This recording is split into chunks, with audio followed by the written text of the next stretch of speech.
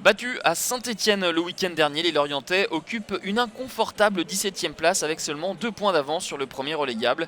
Les Merlus peuvent néanmoins compter sur leur bon comportement en moustoir en 2015 pour capitaliser face à des Canets qui ont vu leur belle série de 7 matchs sans défaite se briser face aux Girondins.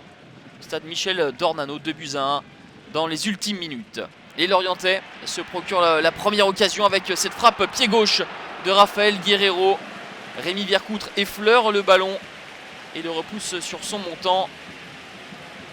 L'international portugais de plus en plus offensif, de plus en plus dangereux. Et on va le retrouver, Raphaël Guerreiro, qui ne parviendra pas à convertir. Mais on va revenir sur une faute à l'origine de cette action.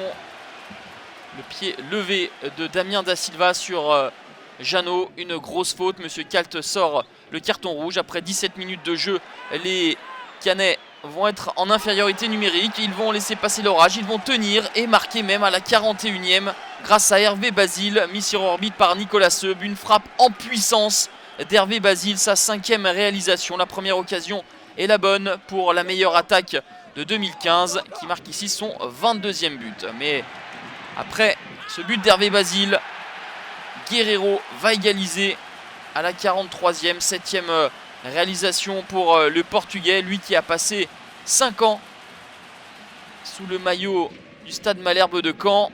Remet les deux équipes à égalité, un partout à la mi-temps, rapidement réduit à 10. Les Canets ont subi mais ont réussi à prendre l'avantage sur leur première occasion, un avantage de courte durée donc. Avec l'égalisation de Guerreiro, la deuxième période risque d'être longue pour la bande à Garande. Un premier assaut sur le but de Vercoutre. L'ancien lyonnais est vigilant. Mais forcément, avec cette infériorité numérique, les Canets laissent des espaces. Et Jordan Ayew en profite à l'heure de jeu pour inscrire son 8e but de la saison, son record personnel en Ligue 1. Le contrôle orienté du Ghanéen qui s'ouvre une fenêtre de tir. Vercoutre effleure la balle, mais c'est insuffisant pour la sortir de son cadre. Il va y avoir une petite occasion pour les Canets avec cette tête d'Emiliano Sala, sans problème pour le compte.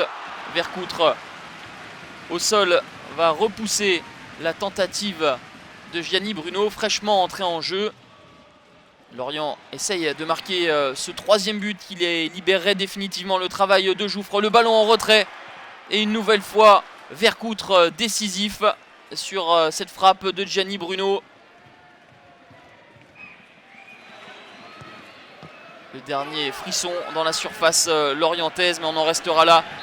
Les Merlus s'imposent 2-1 et signent une 2e victoire consécutive au moustoir pour revenir à hauteur des Canets qui s'inclinent pour la 2e fois de suite. Merlus et Malherbiste comptent 5 points d'avance sur la zone rouge.